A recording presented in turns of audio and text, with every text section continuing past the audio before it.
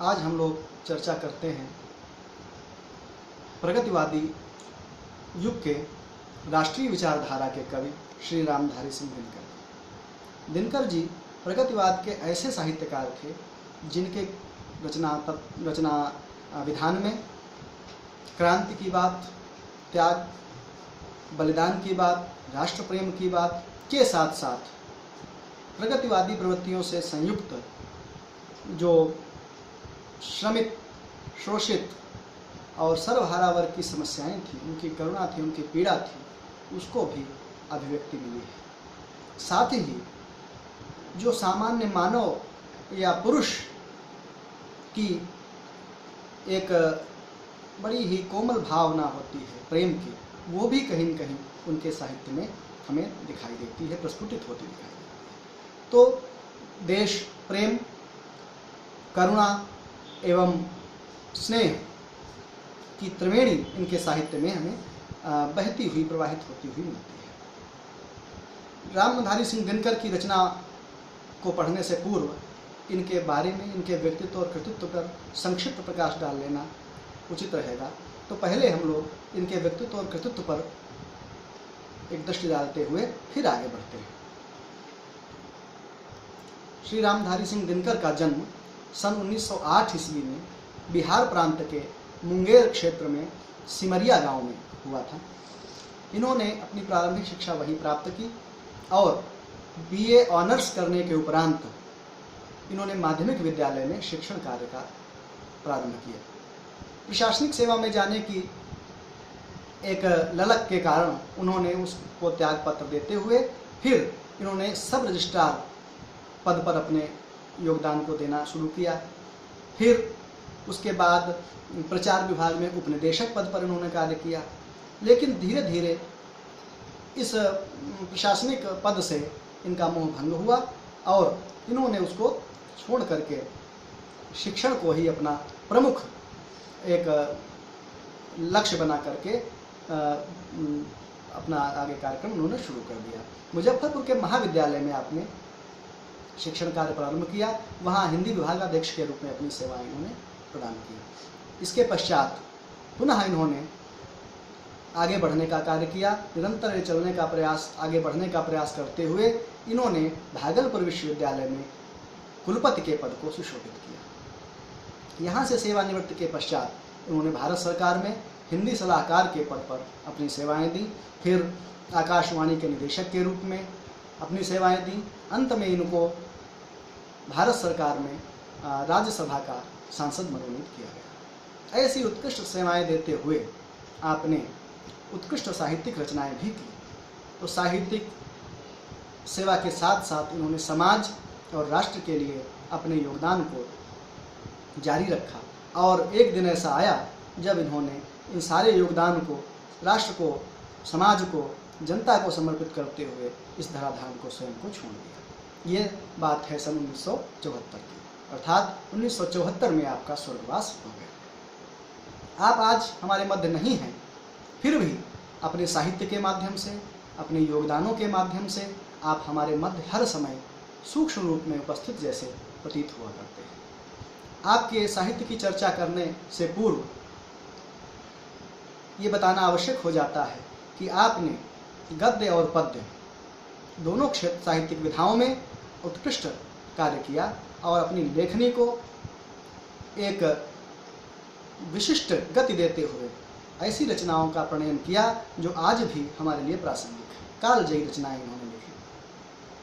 आपने राष्ट्रीय भावनाओं को प्रमुखता देते हुए अपनी रचनाएं लिखी, परंतु जो समाज की अन्य समस्याएं थी, जो सर्वहारा वर्ग की समस्याएं थी, उनकी पीड़ाएं थी, उनकी वेदना थी, उनका कष्ट था, उनका शोषण था, उस सब को भी अपने साहित्य में उभारने का कार्य किया। और एक जो मनुष्य की या पुरुष की विशिष्ट आंतरिक भावना होती है, अनुराग की, प्रेम की, उसको भी कहीं न कहीं व्यंजित करके अपने संवेदनशील हृदय का परिचय अपनी रचनाओं के माध्यम से आपने दिया।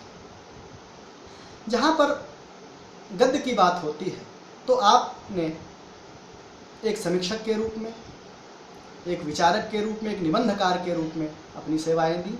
और जब काव्य की बात होती है तो आपने राष्ट्र प्रेम, लोक मंगल और अनुराग, विभिन्न प्रकार से जो विभिन्न विधाएं हैं, विभिन्न प्रकार की भावनाएं हैं, उनको अभिव्यक्त करते हुए काव्य रचना की।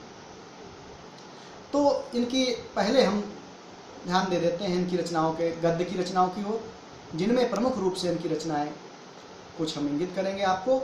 वो हैं संस्कृत के 4 अध्याय। ये एक विशिष्ट पुस्तक है जिसमें बहुत ही श्रेष्ठ भाषा में श्रेष्ठ विचारों का वर्णन किया गया है। भारतीय संस्कृत की एकता, ये दूसरी रचना है। अर्धनारीश्वर, शुद्ध कविता की खोज, मिट्टी की ओर, ये प्रमुख इनकी गद्य की साहित्यिक रचनाएं हैं।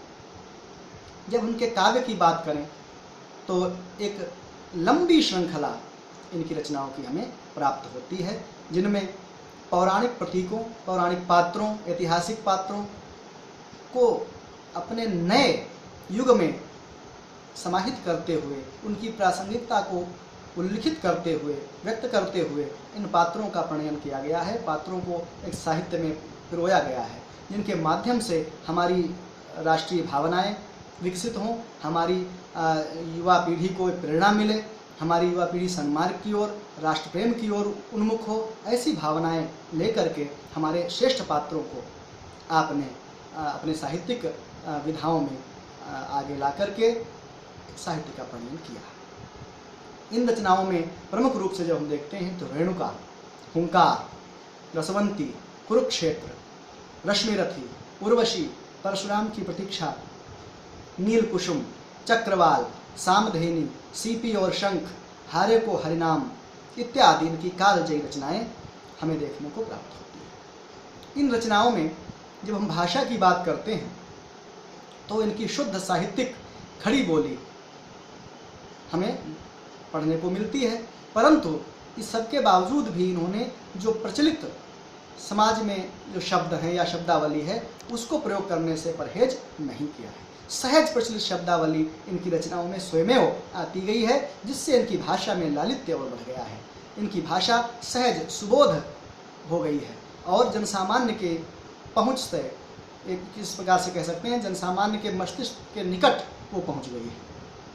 इनकी भाषा में लोकोक्तियों और मुहावरों का प्रयोग भाषा को और श्रेष्ठ बनाने का कार्य करता है, सहज बनाने का कार्य करता है, सरल बनाने का कार्य करता है। एक सबसे बड़ी विशेषता जो इनकी भाषा की है वो है सूक्तियों का प्रयोग। इन्होंने ऐसे सूक्त वाक्यों का प्रणयन अपनी भाषा में किया है जिससे व्यंग्य भी हुआ है और भाषा बड़ी ही लालित्य की भावभूमि में पहुंच गई है।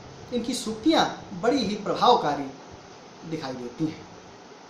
आपने गद्य के क्षेत्र में, निबंध में बड़ी ही सधी हुई श्रेष्ठ भाषा का प्रयोग किया है और काव्य में भी बहुत ही सहज सुबोधगम्य भाषा को लेते हुए अपने काव्य को जन सामान्य का काव्य बनाने का प्रयास किया है।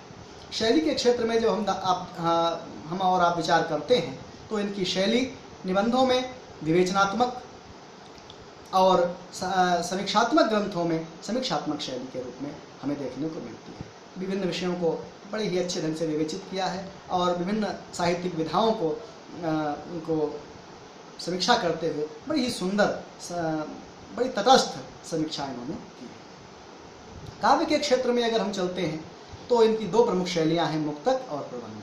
दोनों में इन्होंने अपनी उत्कृष्ट काव्य योजना का परिचय दिया है। मुक्तक और प्रबंध दोनों प्रकार के काव्य रचना आपने की और उनमें सफलता प्राप्त की।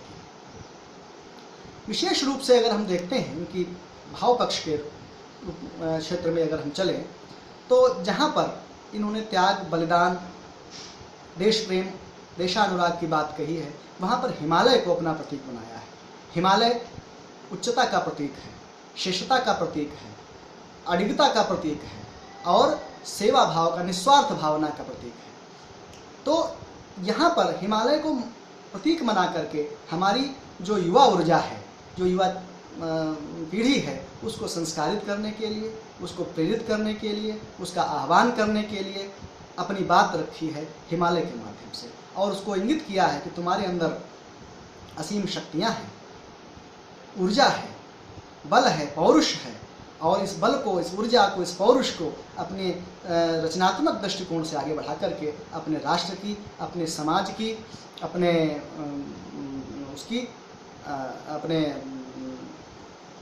राष्ट्रीय गौरव की संरक्षा हेतु, सुरक्षा हेतु, अखंडता की रक्षा हेतु उसको प्रयोग करना है। हिमालय को संबोधित करते हुए कहते हैं दिनकर जी, ले अंगड़ाई हिल उठे धरा, कर निज विराट स्वर में निनाद, हेतु शैलराट हुंकार भरे, फट जाए कुहा भागे प्रमाद। इतनी ओजस्वी वाणी में कवि ने हमारी ऊर्जा को प्रेरित किया है, उसका आह्वान किया है। तो निश्चित रूप से स्वतंत्रता के समर में आपने एक ऐसी साहित्यिक आहुति दी है जो अमर रहेगी। साथ ही प्रगतिवादी प्रवृत्तियों से युक्त इनकी साहित्यिक जो योजना है वो अद्वितीय है। आपने सर्वहारा वर्ग की समस्याओं, उनकी पीड़ाओं, उनके क्रंदन को अपने साहित्य में स्वर दिया है। जहाँ पर एक वर्ग आनंद मना रहा है, एक वर्ग हर प्रकार की सुविधाएं प्राप्त कर रहा है, तो दूसरा वर्ग वहाँ पर प्राथमिक और आवश्यक वस्तुओं के लिए भी तरस रहा है। तो उसके दर्द को समाहित करते हुए अपनी रचनाओं में आपने लिखा, श्वानों को मिलता दूध वस्त्र, बच्चे भूखे उलाते हैं, माँ की छाती से चिपक ठिठुर जाड़े की रात बिताते हैं। इतनी संवेदनशीलता, इतना कारुणिक दृश्य दिनकर ने लिखा। वास्तव में ऐसा लगता है कि जिसके अंदर आग होती है उसी के अंदर पानी भी होता है, और वही पानी संवेदना के रूप में, अश्रु के रूप में, करुणा के रूप में दिनकर ने हमारे समक्ष प्रस्तुत किया है। और वहीं पर उर्वशी के रूप में अपनी प्रेम की अनुभूतियाँ भी व्यक्त की हैं। इसी साहित्यिक अवदान को दृष्टिगत रखते हुए आपको विभिन्न अनेकानेक पुरस्कारों उपाधियों से नवाजा गया है, जिनमें पद्म भूषण, साहित्य अकादमी और ज्ञानपीठ प्रमुख रूप से उल्लेख करने योग्य उपाधियां हैं। अब हम चलते हैं आपके साहित्य की ओर, जो हमारे पाठ्यक्रम में, कक्षा 12 के पाठ्यक्रम में है, पुरूरवा और उर्वशी संवाद। पुरूरवा एक भारतीय इतिहास का अप्रतिम पात्र है, बड़ा ही सुंदर, श्रेष्ठ है, और उसी को आधार बना करके पुरुष वर्ग का प्रतीक मान करके दिनकर जी ने अपनी बात कही है। पुरूरवा में एक सामान्य, एक सनातन पुरुष का दर्शन करते हुए उन्होंने उसके माध्यम से पुरुष की जो स्थिति है उसका वर्णन किया है। देखते हैं। पुरूरवा का कथन है, कौन है अंकुश इसे मैं भी नहीं पहचानता हूँ, पर सरोवर के किनारे कंठ में जो जल रहा है उस तृषा, उस वेदना को जानता हूँ। कहता है पुरूरवा कि पता नहीं कौन सा अंकुश, अंकुश का अर्थ हुआ प्रतिबंध, बंधन, नियंत्रण, पता नहीं कौन सा नियंत्रण है जिसको मैं आज तक समझ नहीं पाया हूँ। परंतु हमारे हृदय रूपी सरोवर के बाद, के ऊपर, के नज़दीक, के निकट कंठ में जो पीड़ा है, जो जलन है, जो त्रास है, जो वेदना है, उसको मैं अच्छी तरीके से समझ पा रहा हूँ कि यह पीड़ा हमें परेशान कर रही है, लेकिन उसके मूल कारण को हम समझ नहीं पा रहे हैं। अब अपनी शक्तियों, अपनी क्षमताओं का परिचय देते हुए पुरूरवा कहता है कि सिंधु सा उद्दाम अपरंपार मेरा बल कहाँ है, गूंजता जिस शक्ति का सर्वत्र जय जयकार, उस अटल संकल्प का संबल कहाँ है। कहते सिंधु के समान उद्दाम, उद्दाम का अर्थ हुआ बंधनहीन, स्वतंत्र, निरंकुश। कहते सिंधु के समान मेरा जो निरंकुश बल है, स्वतंत्र बल है, पता नहीं कहाँ तिरोहित हो गया है, कहाँ गायब हो गया है। और वो अपरंपार बल जिसका त्रैलोक्य, जिस शक्ति का, जिस बल का लोहा मानता था, आज पता नहीं कहाँ चला गया। जिस बल की जय जयकार हुआ करती थी, आज वो हमारे पास रहते हुए भी प्रतीत नहीं होता है, उसका अनुभव हम नहीं कर पा रहे हैं। वो अटल संकल्प शक्ति, वो दृढ़ता हमारे अंदर की पता नहीं आज हमारे पास से खिसकती हुई प्रतीत होती है। हमारे पास होते हुए भी मैं उसको महसूस नहीं कर पा रहा। उस अटल संकल्प का संबल, संबल का अर्थ हुआ आश्रय, सहारा, वो सहारा, वो आश्रय हमारा नहीं रह गया है, जिसके बल पर, जिसके आधार पर मैं अटल संकल्प को धारण करता था, दृढ़ता हमारे अंदर विराजमान रहती थी। आज वो सारी चीज़ें जो मेरे व्यक्तित्व को दृढ़ता, गरिमामय बनाती थी, वो हमारे पास से खिसकती हुई प्रतीत होती हैं, तिरोहित सी प्रतीत होती हैं। आगे अपने फिर पौरुष का व्याख्यान देता हुआ पुरुरवा कहता है, यह शिलासा वक्ष, यह चट्टान सी मेरी भुजाएं। अतिशयोक्त अलंकार का वर्णन कवि ने यहाँ पर कर दिया है। सूर्य के आलोक से दीपित समुन्नत भाल, मेरे प्राण का सागर अगम उत्ताल उच्छल है। कहते मैं साधारण व्यक्ति नहीं हूँ, ये शिला सा वक्ष, ये मेरा जो वक्ष है, सीना है, ये शिला के समान फौलादी है। और ये चट्टान सी मेरी भुजाएं, ये जो मेरी भुजाएं हैं ये चट्टानी बल को संरक्षित किए हुए हैं, अर्थात ये साधारण भुजाएं नहीं हैं, इनमें असीम बल है। सूर्य के आलोक, आलोक का अर्थ हुआ प्रकाश, दीपित जगमग आलोकित, तो सूर्य के प्रकाश से आलोकित ये मेरा जो उन्नत माने ऊंचा ऊंचा मस्तक है, ये साधारण नहीं है। ये सूर्य जैसा दमकता हुआ है, इसमें तेज है, इसमें प्रकाश है, इसमें ओज है। मेरे प्राण का सागर अगम, अगम का मतलब जहाँ था नहीं जिसकी पा सकते। उत्ताल तरंगायित, उच्छल है, ऊंचा उठने वाला है। जिस प्रकार से सागर की लहरें ज्वार भाटा के रूप में आकाश को चूमने का कार्य करती हैं, उसी प्रकार मेरे प्राण भी बड़े ही अथाह हैं और सदैव उन्नत रहते हैं, ऊंचाई की ओर जाना चाहते हैं। उसको साधारण लोग या सामान्य लोग पाने का साहस नहीं कर सकते। आगे पुनः अपनी शक्तियों का व्याख्यान देता हुआ, उस पौरुष का वर्णन करता हुआ पुरुरवा कहता है कि सामने टिकते नहीं वनराज पर्वत डोलते हैं, कि मेरे समक्ष अच्छे अच्छे हिंसक पशु भी, वनराज शेर भी टिक नहीं सकते, और जो अटल हैं, जो अचल हैं, जो नगाधिराज हैं, वो भी कंपायमान हो जाते हैं। फिर जो है यहाँ पर अतिशयोक्त और रूपक अतिशयोक्त भी कह सकते हैं। यहाँ पर रूपक है और अतिशयोक्त भी है। कहाँ पता है कुंडली मारे समय का व्याल, यही रूपक है। समय को सर्प कह दिया गया, व्याल का अर्थ हुआ सर्प। तो जो सर्प है, काल रूपी सर्प, वो मेरे समक्ष संकुचित हो जाता है, स्थिर हो जाता है, ठहर जाता है। फिर मेरी बाह में मारुत गरुड़ गजराज का बल है। मेरी बाहों में, मेरी भुजाओं में मारुत अर्थात हवा, हवा जैसी तीव्रता है, गजराज जैसा बल है और गरुड़ जैसी चपलता है। उर्वशी को संबोधित करता हुआ पुरुरवा पुनः अपने पौरुष का उद्बोधन देता है कि मर्त्य मानव की विजय का तूर्य हूं मैं, उर्वशी अपने समय का सूर्य हूं मैं। कहता है उर्वशी, मैं, तूर्य का अर्थ होता है शंखनाद करने वाला, राजाओं के साथ एक तूर्यनाद करता हुआ चलता था, तो उसका प्रतिनिधित्व करता था कि मैं मानव जाति में, मानव जाति का जो मरण धर्मा है, मर्त्य का मतलब हुआ मरण धर्मा, मरण धर्मा मानव जाति की विजय गाथा का एक प्रतीक हूँ, एक शंखनाद हूँ, और अपने समय का मैं सूर्य हूँ, प्रकाशित करने वाला हूँ, सभी को जीवन देने वाला हूँ। मैं क्या कर सकता हूँ? अंधतम के भाल पर पावक जलाता और बादलों के शीर्ष पर सिंदन चलाता। सिंदन का अर्थ हुआ रथ, तम अंधकार। कहते हैं मैं अंधकार के ऊपर भी अग्नि का प्रज्वलन करता हूँ, अर्थात मेरे समक्ष अंधकार टिक नहीं सकता। मेरे आते ही अग्नियां प्रज्वलित होने लगती हैं, प्रकाश दिखाई देने लगता है, सर्वत्र अंधकार भाग जाता है। और मेरी गति धरती और आकाश में एक समान है। बादलों के ऊपर मेरा सिंदन प्रवाहित होता है, चलता है, गतिमान होता है। तो मैं साधारण व्यक्तित्व का स्वामी नहीं हूँ, मैं असाधारण व्यक्तित्व का स्वामी हूँ। अब आते हैं ये जो कहना चाहता है, और ये प्रमुख पद है नीचे वाला स्टेंजा, जिसको अच्छी तरीके से आप ध्यान देंगे। इसी पर आधारित प्रश्नों का भी हम चर्चा करेंगे उसकी। पर न जाने बात क्या है, इतना सब कुछ होते हुए भी क्या क्या, इंद्र का आयुध पुरुष जो झेल सकता है, सिंह से बाहें मिलाकर खेल सकता है, फूल के आगे वही असहाय हो जाता, शक्ति के रहते हुए निरुपाय हो जाता, बिंद हो जाता, विद्ध हो जाता, सहज बंकिम नयन के बाण से जीत लेती रूप सी नारी उसे मुस्कान से।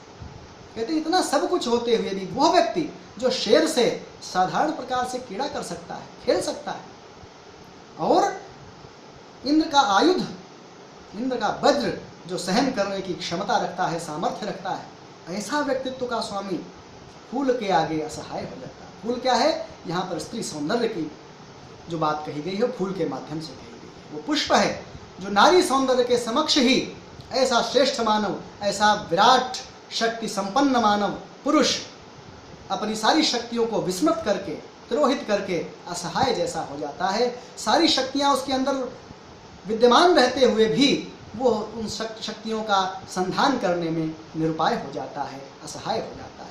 क्या हो जाता है फिर? फूल के आगे वही नारी सौंदर्य उसको निराश्रित कर देता है, उसको सामर्थ्यहीन कर देता है, उसको शक्तिहीन कर देता है। क्या हो जाती फिर स्थिति? बिंद हो जाता सहज बंकिम नयन के बाण से। बंकिम का अर्थ हुआ तिरछे, तिरछी चितवन से, तिरछे कटाक्ष से, नारी के नेत्रों के संधान से वो आखेट हो जाता है, शिकार हो जाता है उनका, और उनके रूप जाल में, उनके रूपांकुश में, रूप जाल में स्वयं फंसता हुआ चला जाता है। जीत लेती रूपसी नारी, और एक रूपमती नारी, एक सौंदर्य संपन्न नारी उसको अपने सौंदर्य से, अपनी मुस्कान से, अपनी तिरछी चितवन से अपने वश में कर लेती है, उसको जीत लेती है।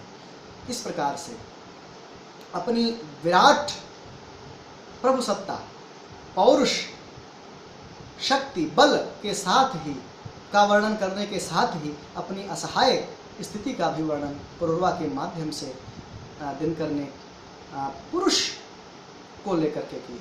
पुरुष की जो नियति है, उसका जो वास्तविक रूप है वो ये है कि सब कुछ होते हुए भी वो सौंदर्य के समक्ष नतमस्तक हो जाता है और फिर उसके आगे असहाय जैसा महसूस करता है, अनुभूत करता है। अब देखते हैं कि इन पर आधारित कैसे प्रश्न बन सकते हैं। तो ये नीचे वाला जो अंतिम पैराग्राफ हम लोगों ने अध्ययन किया, इसके प्रश्नों पर हम लोग थोड़ा प्रकाश डाल लेते हैं। पहला प्रश्न तो बन सकता है कि इस काव्य अंश का संदर्भ लिखिए। तो संदर्भ आप लिख देंगे कि प्रस्तुत पंक्तियाँ हमारी पाठ्यपुस्तक हिंदी के पुरुरवा और ऋषि संवाद से ली गई हैं, जिसके रचनाकार दिनकर, रामधारी सिंह दिनकर जी हैं। फिर कुछ पंक्तियाँ अगर रेखांकित कर दी जाए तो क्या हो जाएगा? तो रेखांकित अंश की व्याख्या कीजिए। तो मैंने आपको अर्थ बताया, इसी कोई भी पंक्ति आगे इसमें अगर कर दी जाए रेखांकित, तो उसका अर्थ लिख दीजिए। फिर इसमें भाषा कौन सी है? तो आप शुद्ध साहित्यिक खड़ी बोली लिख देंगे। अगला प्रश्न संभावित बन सकता है कि ये जो है कौन कौन से अलंकार हैं? तो इसमें उपमा, रूपक, अतिशयोक्ति और रूपक अतिशयोक्ति भी अलंकार लिख सकते हैं आप। तो ये अलंकार है। रस कौन सा है? तो यहाँ पर श्रृंगार रस की बात कही गई है। इस प्रकार से ऐसे संभावित प्रश्न बन सकते हैं। इनमें कुछ प्रश्न अतिरिक्त और भी बन सकते हैं कि जैसे आयुध का अर्थ क्या है? आयुध का अर्थ है अस्त्र। इंद्र का आयुध का, इंद्र के आयुध की बात पूछी जाए तो आप लिख देंगे इंद्र का वज्र। या इसमें किस प्रकार से बंकिम नयन का अर्थ क्या है? तो तिरछा, तो तिरछे नेत्र, तिरछी चितवन, उनका भाव यहाँ पर ये है। यहाँ पर ये किसका कथन कहा गया है? तो यहाँ पर पुरुरवा का कथन है। इस प्रकार से हम लोग इन प्रश्नों का उत्तर दे देंगे। कहने का तात्पर्य ये है कि ये संभावित प्रश्न ऐसे हो सकते हैं। इन प्रश्नों को अन्य रूप में भी अगर पूछा जा सकता है, तो जैसे नीचे वाली एक पंक्ति दी थी, इससे कवि का आशय क्या है? जीत लेती रूप सी नारी उसे मुस्कान से। इस पंक्ति से कवि क्या प्रकट करना चाहता है या क्या व्यंजित करना चाहता है, इसका आशय क्या है? तो आप इसमें लिखेंगे कि यहाँ पर पुरुष की शक्तियों के, नारी की जो प्रभावशाली स्थिति है उसका वर्णन किया गया है। उसके समक्ष उसकी जो पुरुष की जो शक्तियाँ हैं वो ठहर नहीं सकती, वो स्थिर नहीं रह सकती और वो नारी उसको अपने वश में कर लेती है। जैसे पूछ दिया जाए कि यहाँ पर फूल किसका प्रतीक है? तो आप लिख देंगे कि यहाँ पर फूल जो है वो नारी शक्ति का प्रतीक है, नारी के सौंदर्य का प्रतीक है। शक्ति नहीं कह सकते उसको, नारी सौंदर्य का प्रतीक है और नारी जो है फूल के माध्यम से नारी के सौंदर्य को व्यक्त किया गया है। फिर इसमें और एक प्रश्न बन सकता है कि बाण जो प्रयोग किया गया है, यहाँ पर बाण का प्रयोग किसके लिए किया गया है? तो यहाँ पर स्त्री के दृष्टिपात को, स्त्री के देखने के सलीके को, उसकी चितवन को, उसके देखने के तरीके को बाण बताया गया है। तिरछे कटाक्ष कह सकते हैं उसको, बाण बताया गया है। कुल मिलाकर के यहाँ पर पूछ दिया जाए कि इसका इन पंक्तियों से कवि का कौन सा भाव प्रस्तुत हो रहा है, प्रकट हो रहा है, तो आप लिखेंगे इन पंक्तियों के माध्यम से कवि ने पुरुष को नारी के समक्ष नारी से कम ही बताया है, उसके समक्ष उसको श्रेष्ठ नहीं बताया है। शारीरिक रूप से वो चाहे जितना बलशाली हो जाए, लेकिन सौंदर्य के समक्ष आते ही, नारी सौंदर्य के समक्ष आते ही उसकी सारी शक्तियाँ क्षीण हो जाती हैं, समाप्त हो जाती हैं, और वो अपने सारे बल को विस्मृत करके उस रूपांकुश में, उस रूप जाल में आबद्ध हो जाता है और उसका कोई वश फिर चल नहीं पाता है। इसके पहले एक पद आया था, मर्त्यमानों की विजय का तूर्य हूँ मैं। तो कभी कभी ये प्रश्न, इस पर आधारित प्रश्न आ सकते हैं। तो मर्त्यमानव किसे कहा गया है? मर्त्यमानव का अर्थ हुआ मरण धर्मा मनुष्य। मनुष्य जो है मरण धर्मा ही है, मरता है फिर जन्म लेता है। तो तूर्य का अर्थ क्या हुआ? शंखनाद, प्रतिनिधित्व करने का एक प्रतिनिधि, नेतृत्व करने वाला। तो यहाँ पर कवि का आशय है कि जो मनुष्य प्रजाति है, मैं इसका प्रतिनिधित्व करता हूँ, मैं इसका प्रतिनिधित्व करता हूँ। कौन? पुरुरवा। अपने समय का सूर्य हूँ। सूर्य की बात क्या कही गई है? तो सूर्य का मतलब है प्रकाश देने वाला, जीवन देने वाला, तेज बल ओज से संयुक्त व्यक्तित्व का धनी। यहाँ सूर्य की बात कही गई है। इस प्रकार से बादलों के शीश पर संदन चलाने की बात कही गई है। तो वहाँ पर बादलों के ऊपर संदन चलाने मतलब अप्रत्याशित, अत्यधिक हमारे पास शक्ति होना, जल नहीं, थल और आकाश दोनों में समान गति होना। इस प्रकार से आप इस काव्यांश का अर्थ लिखेंगे और उसके बारे में अपने संभावित प्रश्नों के उत्तर भी लिखने का प्रयास। तो ये हुआ हमारे दिनकर जी का साहित्य और उन साहित्य के बारे में उनकी जो यहाँ पर रचना है पुरुरवा, पुरुषी संवाद का पुरुरवा प्रसंग, जिसमें पुरुरवा के माध्यम से पुरुष की जो वास्तविक स्थिति है उसका वर्णन किया गया है, और स्त्री की जो विराट सत्ता है, उसके सौंदर्य का एक प्रभाव है, वो यहाँ पर अभिव्यक्त किया गया है, जो अच्छे अच्छे पराक्रमशाली व्यक्तियों को अपने वश में कर लेता है, और स्त्री के वश में होकर के पुरुष अपनी सारी शक्तियों को भूल जाता है, अपने सारे बल को भूल जाता है और उसी के वश में होकर के रह जाता है, और किसी भी प्रकार से कोई भी उसका कार्य अपना जो शक्ति है, बल है, वो कार्य नहीं करता है। दिनकर जी ने इसमें नारी सत्ता को श्रेष्ठ बताया है, उसको पुरुष के बल के समक्ष और बलशाली बताया है। तो कहीं न कहीं दिनकर जी की ये अपनी आंतरिक भावना है, यहाँ ये भी सिद्ध करती है कि उन्होंने नारी को समाज में और राष्ट्र में एक श्रेष्ठ स्थान देने का प्रयास किया है। इस प्रकार से दोनों स्थितियों में नारी श्रेष्ठ है।